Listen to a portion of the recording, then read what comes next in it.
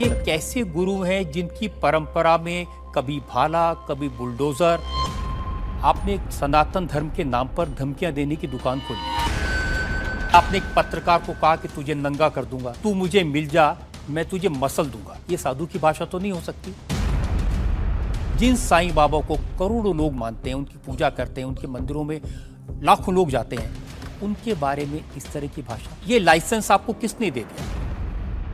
बागेश्वर धाम आने से लोगों का इलाज हो जाता है, फिर आपको कैंसर हॉस्पिटल बनाने की क्या जरूरत है? मैं तो सोच रहा था कि आपको पहले से पता होगा कि मैं क्या पूछने वाला हूँ।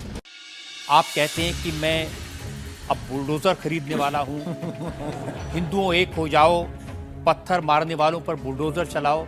ये भी हमारा अहिंसात्मक बयान है, पूर्ण अहिंसात्मक। बुलडोजर कब से अहिंसात्मक हो गया? राम की यात्रा पर कोई पत्थर फेंकेगा तो बचाने के लिए भाई बुलडोजर खरीदो। ये कैसे गुरु हैं जिनकी परंपरा में कभी भाला कभी बुलडोजर, और फिर कहते हैं मैं अहिंसा की ये बात हमारी करता हूं। ऋषि परंपरा है, ये भगवान राम की परंपरा है। अच्छा, भगवान राम के टाइम पर बुलडोजर आते थे। आप लोगों से कह रहे हैं कि आपके पास जितना चाहे दान दे दो, अपना मकान दे दो, फ्लैट दे दो, बंगला दे दो, घोड़ा दे दो, गाड़ी दे दो, सोना चांदी, बैंक, एफडी, मंगलसूत्र, अंगूठी, लुगाई लड़का छोड़ के सब मुझे दे दो।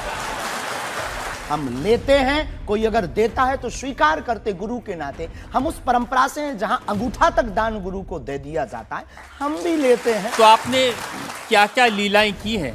कोई ऐसी लीला नहीं की जिसमें हम फंसे, लेकिन आपकी अदालत में आए हैं। ब्राह्मण समाज पर कमेंट करने वाले एक व्यक्ति को आपने कहा मूर्ख, ठठेरी के बरे, नकट्टा। स्वभाव सनातनी हिंदू होने के नाते वो लहजा निकल जाता है और सठे साठ्यम समाचरी। आपने कहा संत तुकाराम की लुगाई रोज उन्हें मारती थी, रोज पीटती थी डंडे से, तो किसी ने उनसे पूछा तुम रोज लुगाई से पिटते हो, शर्म नहीं आती? आपको नहीं लगता कि संत तुकाराम जैसे महान संत के बारे में ये कह दिया, उसके लिए हमें गलती माननी चाहिए? बिल्कुल, हमने सहर्ष क्षमा भी मांगी और आज भी कहते हैं। तो दोस्तों, परम पूज्य बागेश्वर धाम सरकार पिछले कुछ दिनों से काफ़ी चर्चा में है। आखिर कौन है महाराज जी जिसमें लाखों लोगों की आस्था है? तो जानिए आपकी अदालत में क्या पर्ची पर लिखे होंगे रजत शर्मा के सब सवाल। हम आपको बता दें, बागेश्वर धाम आजकल बहुत ही लोकप्रिय होता जा रहा है। यहाँ पर भगवान श्री बालाजी की महिमा बताई जाती है। बागेश्वर धाम में जो भी श्रद्धालु आते हैं उसकी सभी मनोकामनाएं पूरी हो जाती है। बागेश्वर धाम महाराज जी की महिमा अपरंपार है। तो दोस्तों, आपकी अदालत में महाराज जी अपने ऊपर लगाए सारे आरोपों का जवाब देंगे और रजत जी द्वारा पूछे गए तीखे सवालों का भी जवाब देंगे।